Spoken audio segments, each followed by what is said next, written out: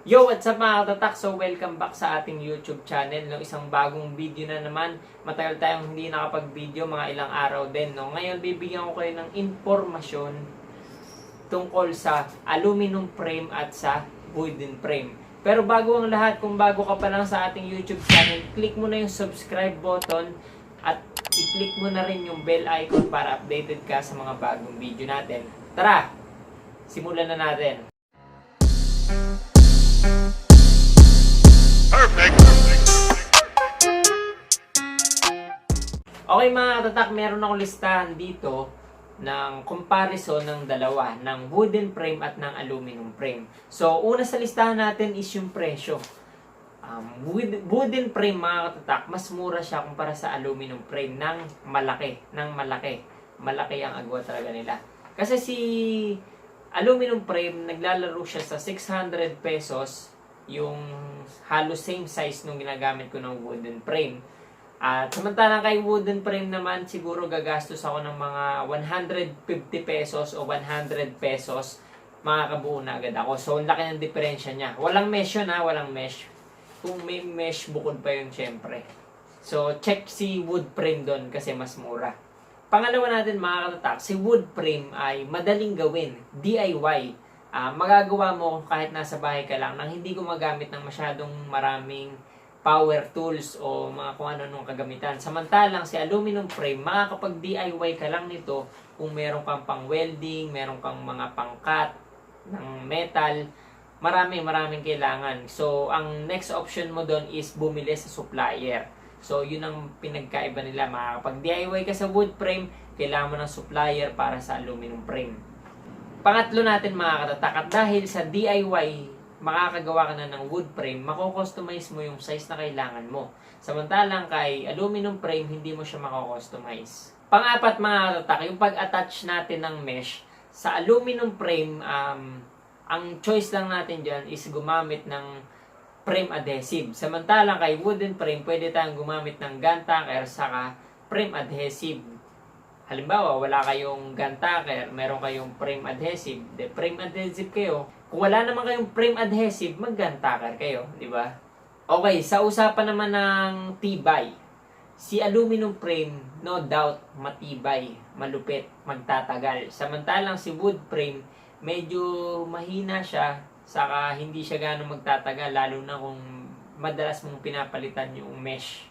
Sa usapan naman mga katatak ng pagbabatak ng mesh sa wood frame at sa aluminum frame. Sa wood frame mga katatak, limitado lang yung batak na magagawa mo.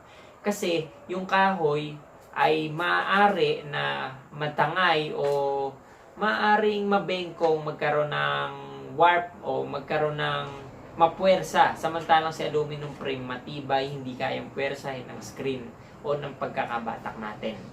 At sa usapang pagkakapantay naman mga katatak ng pagkakagawa, si wood frame kahit sobrang pantay ng pagkakagawa mo, may tendency pa rin na magkaroon ng bengkong. Kasi ang kahoy, hindi natin alam yung kung ano-anong elemento pumapasok dyan. Lamig, init, hangin, at kung anon pa, tubig, basa. Nababago yung ano niya, yung shape, nababago yung kung ano-ano, basta minsan parang kumakapal, ganun. Yun ang problema sa kahoy, hindi natin siya kontrolado.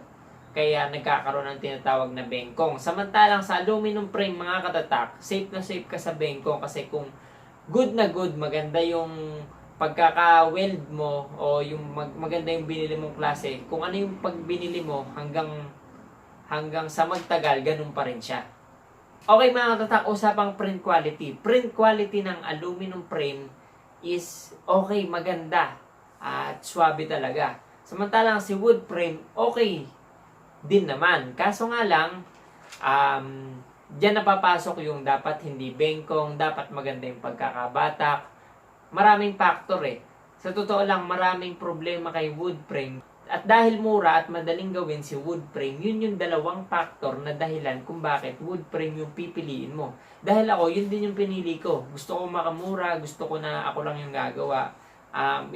Basta gusto ko talagang makamura, lalo nung nag-uumpisa ako. Kaya wood frame. Samantalang sa aluminum frame, habang tumatagal ka sa wood frame, at gusto mo yung mas malupit, mas gumaling ka, unti-unti magsiswitch ka din sa aluminum frame kahit sobrang mahal niya. Ako ganun ginagawa ko ngayon.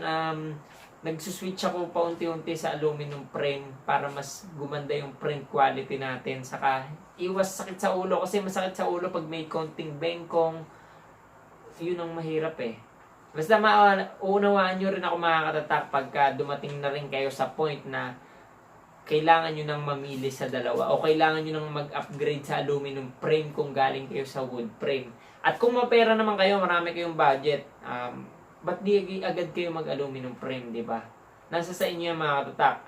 Gumagawa lang ako ng video na to para alam nyo kung ano yung nagagawa nung dalawa. Yung pinagkaiba nung dalawa. So yun mga katatak, maraming salamat palagi sa panonood nyo sa mga videos natin, sa pagsuporta nyo sa akin, sa pagsama nyo sa journey natin mga katatak. Maraming salamat. Sana hindi kayo magsawa at sana samahan nyo pa ako sa mga achievements, mga kapalpakan, mga kalokohan, mga kagaguhan, mga sakit ng ulo na pagdadaanan natin sa printing. So yun mga katatak, ingat kayo palagi at sana matapos na tong COVID-19 na to para makapag-hustle na tayo ng malupit. So keep safe mga katatak. Peace!